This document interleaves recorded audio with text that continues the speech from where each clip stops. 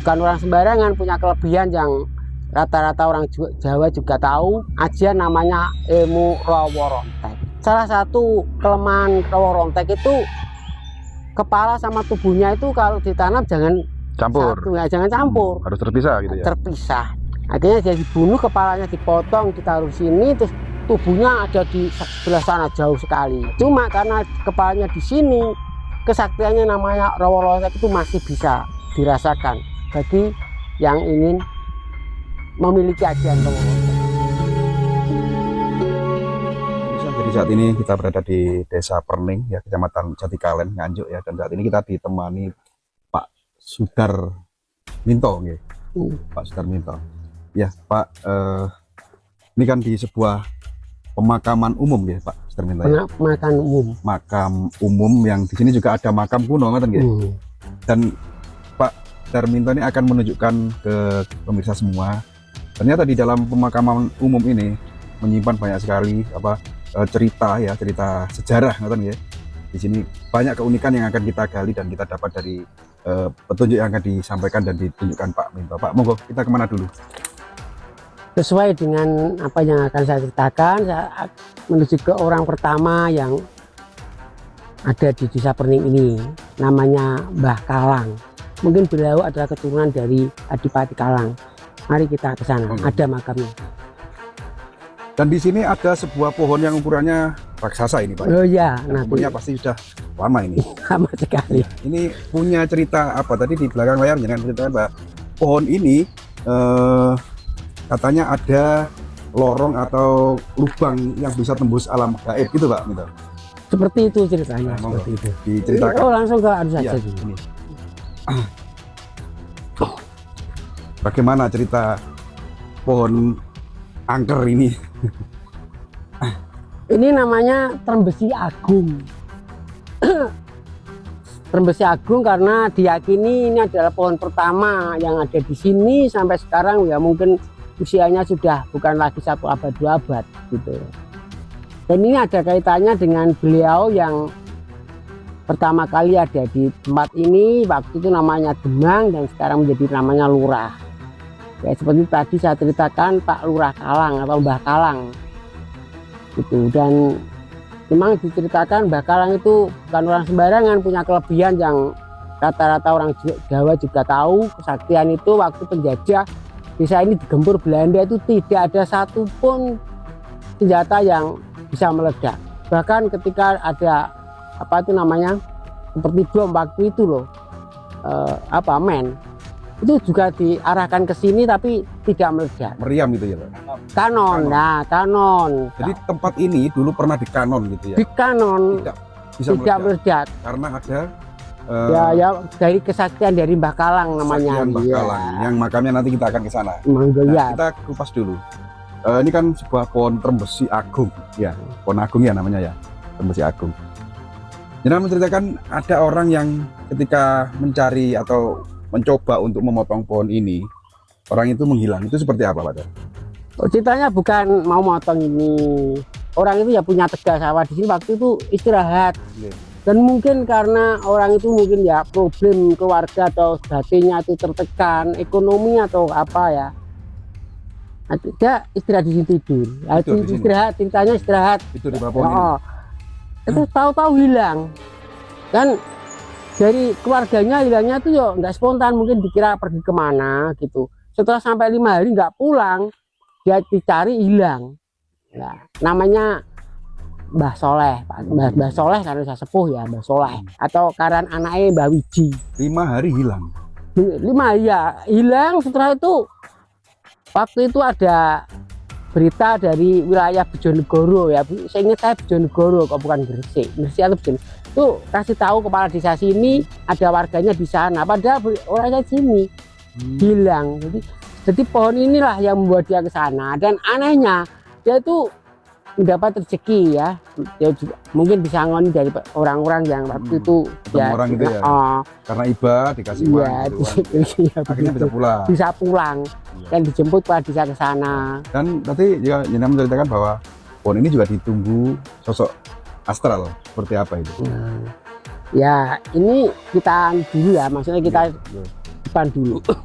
Jadi penjenengannya Mbah Kalang itu ternyata punya namanya kodam atau yang mengikuti beliau ini, namanya WW Putih. Dan itu mungkin salah satu yang mendukung kesaktian, kemampuan spiritual dari Mbah Kalang. Karena kesaktiannya Mbah Kalang sekarang meninggal, WW Putih itu, loh saya ini ikut berdiri, ya, ikut dan menempati pohon ini menunggu sampai sekarang. Ya. Menghuni pohon ini ya, yang tentunya tidak terlihat karena ini gaib gitu Pak. Gitu. Nah, kita coba ke makam beliau siapa? Mbah Kalang. Mbah Kalang ya. Yang di mana itu Pak? Itu ya, yang di tembok itu ya. Ini adalah yang Babat Alas atau Lurah itu. Lurah Mbah Kalang itu. Lurah pertama. Lurah pertama. Yang mana ini makamnya Pak? Ya, Mbah Kalang ini. Terus ini Mbah Kalang Putri. Ini adalah putra putrinya. Jadi satu keluarga ya. Satu keluarga Mbah. Jadi sama istrinya sama anak-anaknya gitu ya. Betul. Mbah Kalang. Yang dimana orang ini memang benar-benar memiliki kesaktian. Ketika tempat ini dulu pernah di meriam atau di apa itu di kanon. Di kanon. Tidak bisa meledak. Tidak bisa meledak. Ya.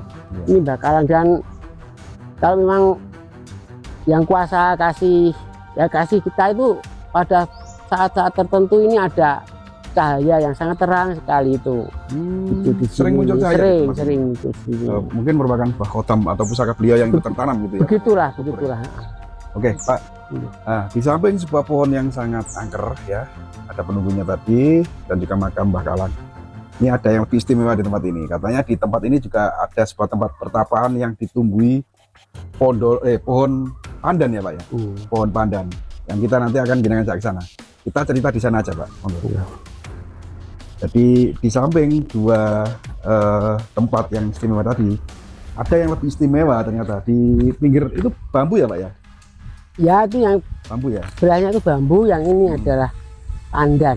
Pandan. Ada sebuah pohon pandan tetenger kah atau mungkin itu tongkat orang yang bertapa itu dulunya.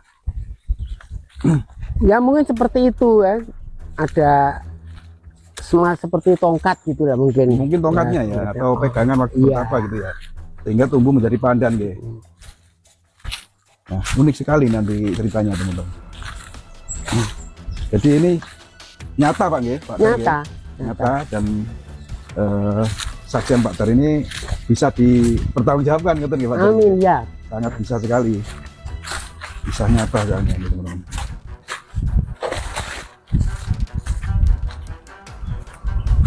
Mana Pak pohon pandan ini? Ini ya nyata kelihatan sangat rimbun karena pohon pandan seperti ini. Tapi ini pendopo besar yang dimiliki namanya Mbah Warno. Siapa itu Mbah Warno? Mbah Warno itu adalah salah satu penduduk yang waktu itu dipaksa untuk kerja paksa membuat waduk ini. Nah, Mbah Warno itu orangnya sudah agak tua waktu itu dan dituakan oleh para penduduk yang waktu itu bersama-sama menjadi bekerja paksa oleh Belanda membuat waduk ini. Ya. Dan karena memang sangat tertekan begitu tekanan dari Belanda dari penjajah waktu itu sangat berat, berontak itu. Setelah berontak, Mbah Warno dipegang, yang waktu dibunuh waktu tanpa babi bu. Karena ini saksinya adalah makam-makam ini adalah para pekerja yang mati di sini, tanam di sini, langsung ditanamkan di sini. Dan Mbah Warno begitu bangun hidup lagi itu sampai 11 kali. Terus ternyata Mbah Warno itu punya ajian namanya ilmu rawa rontek. Nah, dan itu adalah bocoran daripada keluarganya sendiri ya juga. Yang menceritakan itu keluarganya sendiri. Akhirnya salah satu kelemahan rawa rontek itu kepala sama tubuhnya itu kalau ditanam jangan campur. Terpisah. Dan kepalanya Belanda waktu itu ya mungkin banyak pengkhianat dari bangsa kita yang ikut Belanda. Akhirnya dia dibunuh, kepalanya dipotong, ditaruh sini, terus tubuhnya ada di sebelah sana jauh sekali. Tapi masih di area sini tubuhnya. bukan, enggak, sana di Kalibeng namanya. Kalibeng, kalau dulu hutan di sana itu. Jadi dia dipisahkan dengan Kalibeng itu, akhirnya meninggal. Cuma karena kepalanya di sini, kesaktiannya namanya Rawa Rontek itu masih bisa dirasakan bagi yang ingin memiliki ajian Rawa Rontek itu. Jadi sampai sekarang, mohon maaf ya saya potong, sampai sekarang kepala yang diduga dari Mbah siapa tadi? Mbah Warno. Mbah Warno itu masih terkubur di sini. Masih. Dan ditumbuhi pohon pandan ini. Iya. Kepalanya ya, Iya, cuman tubuhnya terpisah. Dan ini kalau ada nganu memang seperti pendopo gitu ya. Pendopo. Gaibnya ya Pak ya? Gaibnya gitu. Seperti ada rumah mewah gitu ya Iya, di sini ya. Iya. Dan Ada nggak orang yang pernah melihat dari tempat ini seperti hunian gitu? ya saya Pak berani minta kesaksian pada yang kuasa. Namanya tetangga saya itu Pak Jamal. Iya. Betul itu Pak Jamal itu orang tinggi besar gitu, terus dia itu waktu itu Petrus masih ingat waktu zaman Pak Harto ada Petrus ya. Pak Jamal ini memang orangnya adalah pemimpin itu loh, mencuri kayu di hutan, kayu jati ya, namanya Blandong itu loh. Blandong. Nah itu punya banyak anak buah. Dan ya kita tahu semua hobinya ya adu jago, juga judi, dadu gitu. Kayaknya dia disegani. Dan mungkin dari yang berwajib dianggap dia itu adalah salah satu penjahat gitu ya, orang yang tidak baik. Ini dibawa waktu itu malam, terus ya nggak tahu gimana ceritanya, dia itu dilepas. Ya dilepas, dia itu menemui saya, terus dia bersembunyi di sini, pokoknya dia bersembunyi di sini, itu tidak ketemu sampai aman. Dan beliaunya Pak Jamal itu meninggal dengan wajar, bukan karena Petrus. Memang dia itu bukan penjahat, ya orang yang memang karakternya orang Kayon itu seperti itu ya. Jadi kesimpulannya Pak Jamal itu ketika dikejar atau buronan gitu ya, itu bersembunyi di sini dan ditutupi gaib, sehingga siapapun yang mencari walaupun orangnya ada tapi tidak bisa. Tidak bisa ada. Ya itu lah. Kalau sama ingin tahu namanya Rawa Rontek itu, sebenarnya saya nggak mau ceritakan, tapi di-spill sedikit Pak. Ya, teman saya itu nggak ada itu, ada juga teman nakal sekali waktu itu. Gimana? Terus dia kita Dar, mbak aku ditulungi ini waktu itu. Akhirnya dia punya ilmu ingin punya pelindung diri lah pokoknya. Dia itu di sini. Dan itu bersama-sama saya. Cuma saya tidak ingin. Jadi saya temani terus itu sampai hampir 33 hari kalau nggak salah. Jadi punya keinginan ingin memiliki ilmu Rawa Rontek, terus bertapa di sini, gitu. Iya betul, ruwet tuh. Ya seperti ribu ini, seperti gini nih. Berapa hari sampai berapa? Ya hampir 33 hari itu dia tuh merasakan ada seperti angin dan tetesan embun itu terasa seger di badannya itu. Habis itu selesai, habis darahku gitu. Mosok gitu. Nah, namanya ya waktu muda saya sendiri gitu. Dia tuh nakal ada di sana loh, di Stasiun Gubeng waktu itu dan betul waktu itu, dan saya juga lihat sendiri waktu itu dia Rawa Rontek itu dirasakan begitu, dia dipotong tangannya itu bisa pulih kembali. Bahkan akhir-akhir itu saya dengar juga sama ya memang dia nakal waktu itu, itu dipotong lehernya. Dia pulang ke Nganjuk sini, hidup lagi. Dan ini baru saja dia meninggal. Oh, sudah meninggal sekarang? Ya, tapi memang benar-benar kesaktian itu didapat dari pohon ini ya Pak ya? Dan mungkin gini Pak, sampai sekarang pun yoni atau kekuatan yang ada di sini itu masih ada.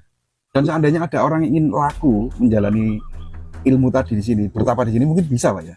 Ya saya nggak menjamin, tapi kalau memang kalau memang yang kuasa itu kasih hidup, mengizinkan bisa. Cuma ya itu sudah pesan waktu itu. Gimana?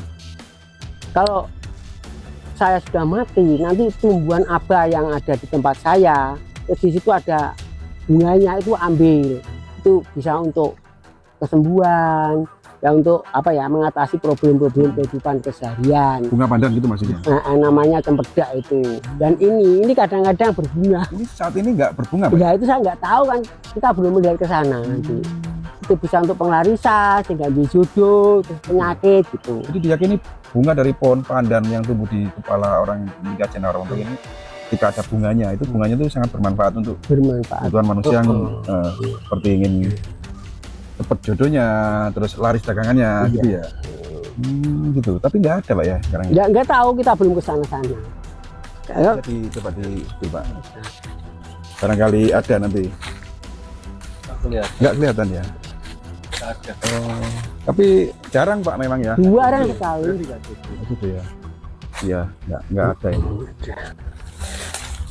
Pohon pandan apa sih Pak ini namanya Pak? Namanya pandan betok. Pandan betok. Ada. Oke Pak Tar, untuk tayangan kali ini kita tutup saja, kita akhiri, dan berarti kisah yang jenengan sampaikan ini memang real, benar adanya, bahwa di sinilah tertanam kepala orang yang memiliki ajian Rontek ya. Mbah Warno tersebut, yang ini ada sedikit mungkin yang bermanfaat untuk pemirsa semua. Pohon pandan ini bunganya itu ternyata sangat bermanfaat, yang disampaikan Pak. Itu Pak Tar.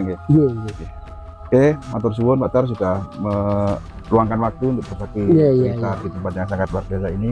Mungkin panjenengan sehat selalu Pak Tar. Amin.